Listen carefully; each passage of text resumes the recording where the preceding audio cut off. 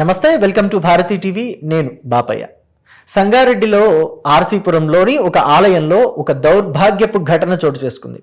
ఒక చిన్న పాప మీద అత్యాచారానికి ప్రయత్నించాడు ఒక ముసలోడు. ఈ విషయం విన్నప్పుడు నిజంగా నాకైతే రక్తం మరిగిపోయిందని చెప్పాలి. అక్కడ దగ్గరలో నేను గనక ఉంటే చెప్పు తీసుకొని ఆ చెంప ఈ చెంప ఖచ్చితంగా వాయించేవాడిని. ఖచ్చితంగా ఆ చెంప ఈ చెంప దవడపళ్ళు రాలిపోయేటట్టు కొట్టేవాడిని. కానీ అది కేసు అవుతుంది, చట్టరీత్యా నేరం అని కూడా నాకు తెలుసు. బట్ కానీ ఆడపిల్లల మీద అత్యాచారానికి పాల్పడేవాడిని ఎవరినైనా సరే వదిలిపెట్టబుద్ధి కాదు, చూస్తూ ఊరుకోబుద్ధి కాదు. ఎందుకని అంటే మన సమాజంలో చాలా రోజుల నుంచి, చాలా సంవత్సరాల నుంచి కూడా ఆడవాళ్ళ మీద అత్యాచారాలు పెరిగిపోతున్నాయి. అందుకు కారణం ఏంటి అని అంటే సరైన శిక్షలు లేవు అని చెప్పేసి చెప్తూ ఉన్నారు. ఇదే విదేశాల్లో అయితే ఇలాంటి ఘటన విదేశాల్లో జరిగితే ఏం చేస్తారో తెలుసా? 4 కూడళ్ల దగ్గరికి తీసుకొచ్చి నడి రోడ్డు మీద ఉరి తీస్తారు అని చెప్పి ఎవరో చెప్తుంటే విన్నాను నేను. అలా మన భారతదేశంలో కూడా కఠినమైన శిక్షలు తీసుకురావాలి. ఎవరైతే ఆడపిల్ల మీద కన్నేసి ఆ అమ్మాయిని ఇబ్బంది పెట్టాలని చూడటమో లేకపోతే అఘాయిత్యానికి పాల్పడాలని చూడటమో చేశాడో వాడి మర్మాంగాలు కోసేసి కాళ్ళు చేతులు నరికి నడి రోడ్డు మీద జీవోత్సవంలాగా వదిలేయాలి. అప్పుడు కానీ భయం తెలిసి రాదు. అసలు ఈ రోజుల్లో ప్రజెంట్ మనమున్న సిచ్యువేషన్లో ఆడపిల్లని కనాలంటే భయంగా ఉంది. ఎందుకు? ఆడపిల్లకి చదువు చెప్పించడానికి, లేకపోతే వాళ్ళకి నగా నట్రా కొనడానికో, లేకపోతే చీరా సారా పెట్టడానికో వీటికి కాదు భయపడటం. పెళ్లి చేసి పంపించాలంటే కట్నం ఇవ్వాలనో వీటికి కాదు భయం. వాళ్ళని ఎంత జాగ్రత్తగా పెంచాలో అని చెప్పేసి భయమేస్తుంది.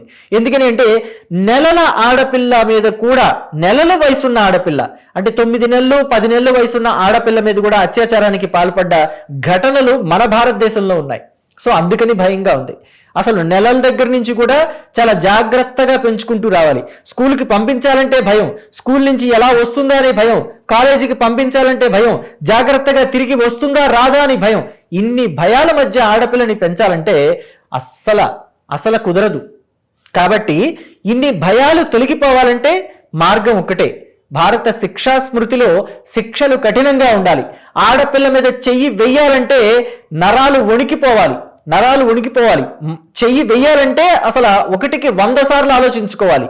సో అలాంటి శిక్షలు వస్తేనే ఖచ్చితంగా ఆడపిల్లని చాలా ధైర్యంగా పెంచగలుగుతాం. బేటీ పడావో బేటీ బచావో అంటారు కదా, మరి ఆ బచావో దాని గురించి కఠినమైన శిక్షలు తీసుకురావాలి అని చెప్పి కేంద్ర పెద్దలని నా వైపు నుంచి రిక్వెస్ట్ చేస్తున్నాను.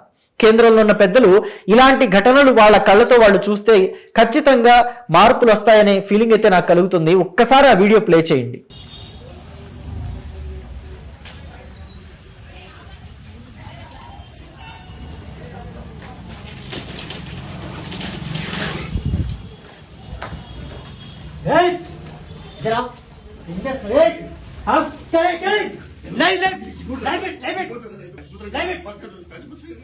చూశారు కదా ఎంత దారుణమో. ఆ వీడియోలో వయసు ఎంత ఉంటుంది ఆ ముసలోడికి? 70 ఏళ్ళు దగ్గరగా ఉంటాయి. 65 నుంచి 70 ఏళ్ళు ఉంటాయి. ఆ పాపకి ఏం చెప్పి అబద్ధాలు చెప్పి తీసుకొచ్చాడు, గుడిలోకి తీసుకొచ్చాడు. పైగా వాడు చేసే నీచమైన పనికి గుడిని ఎంచుకున్నాడు, అమ్మవారి గుడి. అమ్మవారు అంటే ఆడపిల్ల అంటే అమ్మవారితో సమానం అని చెప్పి నాకు తెలిసిన బ్రాహ్మణులు కూడా కొంతమంది చిన్న పిల్లలకి పూజలు చేస్తారు, గాయత్రీ దేవితో సమానం అని చెప్తారు. మరి ఆ దౌర్భాగ్యుడు, ఆ దరిద్రుడు అమ్మవారి గుళ్ళోకి ఆ బాలికను తీసుకొచ్చి బాలిక మీద అత్యాచారం చేయడానికి ప్రయత్నిస్తున్నాడు. తలుపులన్నీ వేసేసి ఆ బాలిక మీద అత్యాచారానికి ప్రయత్నించినప్పుడు ఆ పాప బెదిరిపోయి పెద్దగా కేకలు వేయడంతో చుట్టుప్రక్కల వాళ్ళంతా ఆ ఆలయం తలుపులు బద్దలు కొట్టి లోపలికి వెళ్ళేసరికి వాడు లుంగి సరి చేసుకుంటున్నాడు. ఇడిచేయండి, తప్పైపోయింది, ఇడిచేసేయండి, నన్ను ఇడిసేస్తే చచ్చిపోతా అని చెప్పేసి బ్రతులాడుతున్నాడు. వాడు చచ్చిపోవడం కాదు, శిక్షలు కఠినంగా ఉంటే భారత శిక్షా స్మృతి ప్రకారం వాడిని చంపేయాలి. కఠినమైన శిక్షలు మన భారతదేశంలో ఉంటే గనక వాడు చచ్చిపోనక్కర్లేదు, చంపేస్తారు. శిక్షలు అంటే చట్ట ప్రకారం వాడిని చంపేస్తారనమాట. అసలు ముందు వాడికి ఆలోచన రాదు. ఇలాంటి చిత్తకారిత కుక్కల్ని ఏ చెప్పుతో కొట్టాలి చెప్పండి మీరు?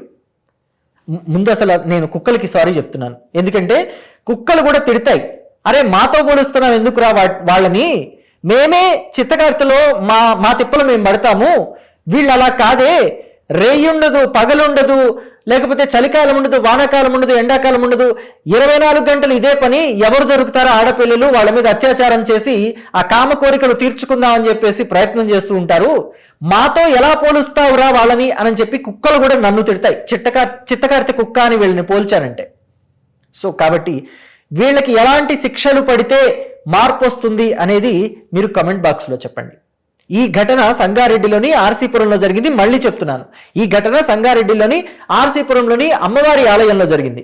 ఇప్పుడు ఆ అమ్మవారి ఆలయాన్ని ఎంత సంప్రోక్షణ చేయాలి? ఈ వీడియో చూస్తున్న వాళ్ళలో హిందువులు ఉంటే గనక ఖచ్చితంగా కమెంట్ చేయండి. ఆలయంలో ఇలాంటి పని చేసిన వాడిని ఏం చేయాలి?